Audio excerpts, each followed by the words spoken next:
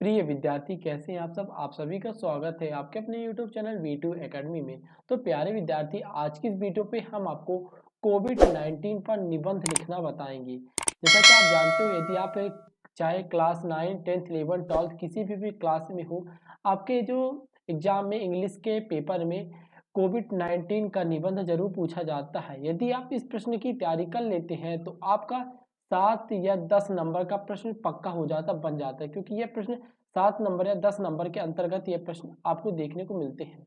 यदि आप इनकी तैयारी कर लेते हैं ना, तो आप मान लीजिए कि आपका 7 या 10 नंबर तो पक्का ही है। तो आज की इस वीडियो में आपको यही बताने वाला कि आप कैसे टॉपिक वाइज टॉपिक बनाकर कोविड-19 का निबंध कैसे लिखेंगे, ठीक है ना। और बहुत एकदम सुटेबल तरीके से बताऊंगा, बहुत ही सिंपल तरीके से बताऊंगा। यदि आप उन तरीकों से यदि इस निबंध को लिख लेते हैं और याद कर लेते हैं, तो मान लीजिए आपको आपके एग्जाम में 7 या नंबर या 10 नंबर लाने से कोई नहीं रोक सकता है। मतलब आपके एक भी नंबर ऐसे में नहीं कटने वाले हैं। तो चलिए वीडियो स्टार्ट करते हैं। तो पहला टॉपिक है, what is a corona virus. Corona virus क्या है? तो आप लिखेंगे कि corona virus are a large family of virus which many cases licenses of in animals और humans. In human several corona virus are known to cases respiratory infections ranging from the common cold to more severe diseases. ठीक है ना। तो आप ऐसे लिखेंगे इसका। इसके बाद आता है व्हाट इज अ कोविड-19। लिख देना है कि कोविड-19 क्या है। तो आप लिखेंगे कोविड-19 is the infection disease caused by the most recently discovered corona virus. ठीक है। If virus from 19 the year of the which is approved, this new virus and disease are unknown before the outbreak began in the world China in December 2019। ठीक है ना। कि ये जो कोविड-19 है, कोविड-19 का नाम, क्योंकि ये कोविड-19 2019 में फैला था, इसीलिए इसका नाम क्या लिख दिए, कोविड के आगे क्या लिख दिया गया, 19 को ऐड कर दिया गया। ठीक है ना। अगला टॉपिक देखते हैं।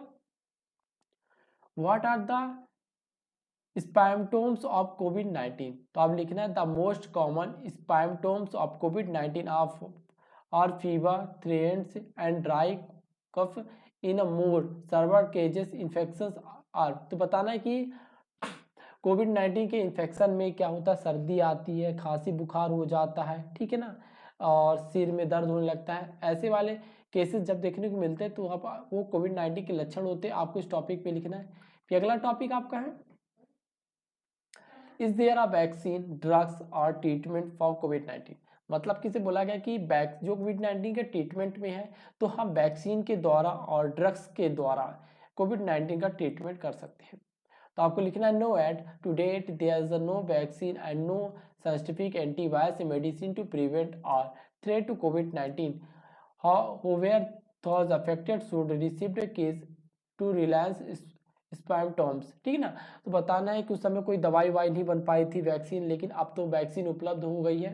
लेकिन वैक्सीन के उपलब्ध होने के कारण भी अभी तक कोई, यानी कि वैक्सीन लगाने से इसके रोकथाम को नहीं देखा गया है, जो कि अभी भी कोरोना वायरस के जो खतरे बढ़ते चल रहे हैं। फिर अगला टॉपिक आपको लिखना है, which is a at a risk of developing severe illness. ठीक है ना, लाइसेंस। ठीक है। इस पे आप लिखेंगे while we are still learning about how COVID-19 affect people, older person and person with pre-existing medical conditions such as high blood pressure, heart disease and lungs disease, cancer or diabetes appear to develop serious illnesses more often than others। मतलब कि corona virus उन्हीं लोगों को, यानी कि corona virus होने का risk उन्हीं लोगों को सबसे ज़्यादा होता है जिनका ब्लड प्रेशर बढ़ता है, हार्ट प्रेशर बढ़ता है, लंग प्रेशर है। ऐसे वाले सिस्टम वालों को, जिनको ऐसे मधुमेह की बीमारी हो, उनको कोविड-19 का रोग सबसे पहले लगता है। ठीक है। इसमें आप लिखेंगे। फिर इसके बाद आता है what can I do to protect myself and prevent the spread of diseases. मतलब कि आपको बताना है कि हम अपने को कैसे प्रोटेक्ट करके रख सकते हैं। मतलब कि आपको कोविड-19 से प्रोटेक्ट रहने के लिए, बचाव करने के लिए आपको किन किन प्रकार की सावधानियां को बरतना पड़ेगा। तो आप देख लीजिए, आपको लिखना क्या होगा। पहले आप लिखेंगे you can reduce you change to a vegan infected or spreading COVID-19 by talking some simple predictions। ठीक है ना, आपको कुछ बातों का ध्यान रखना होगा। यहाँ पर आप देख सकते हो डायग्राम के उसमें से तो आप समझ गए होंगे कि आपको समय समय पर हाथ को धोते रहना चाहिए, और दूसरा देख सकते हो 2 गज की दूरी बना के रखना चाहिए।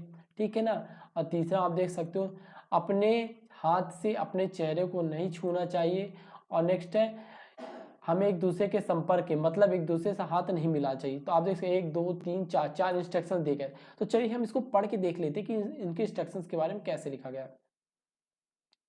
Regularly clean your hands with an hand rub or wash them with soap and water, because then actions will kill virus that may be on your hands. मतलब आप यदि समय समय पर अपने हाथों को साबुन पानी से धोते रहते, सैनिटाइजर से सैनिटाइज करते रहते हैं, तो आपको कोरोना वायरस होने की संभावना बहुत ही कम होती है।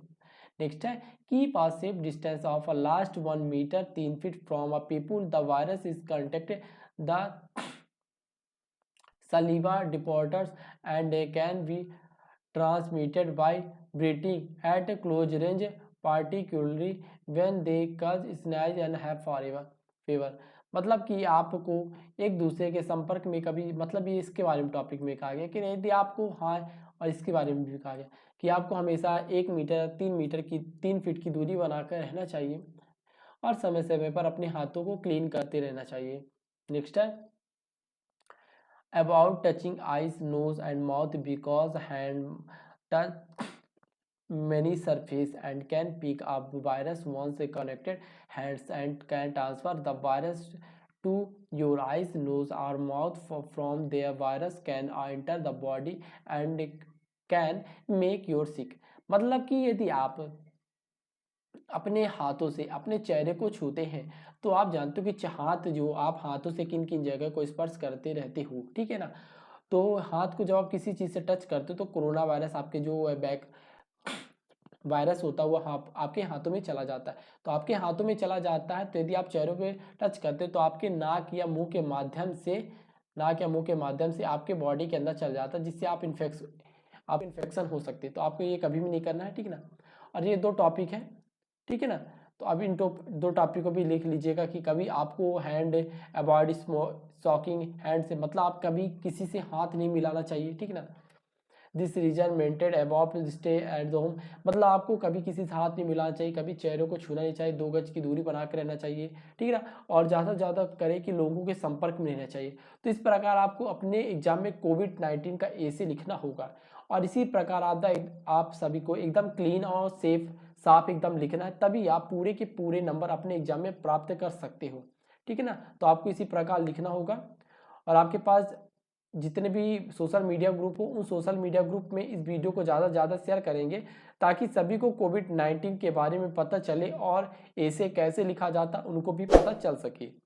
और साथ में ही जो हमारे नए स्टूडेंट हैं जिन्होंने अभी तक चैनल को सब्सक्राइब नहीं किया, फटाफट चैनल को सब्सक्राइब कर लेंगे, ताकि आने वाली सभी प्रकार की वीडियो की नोटिफिकेशन उनको घर बैठे प्राप्त हो सके। So thanks for watching.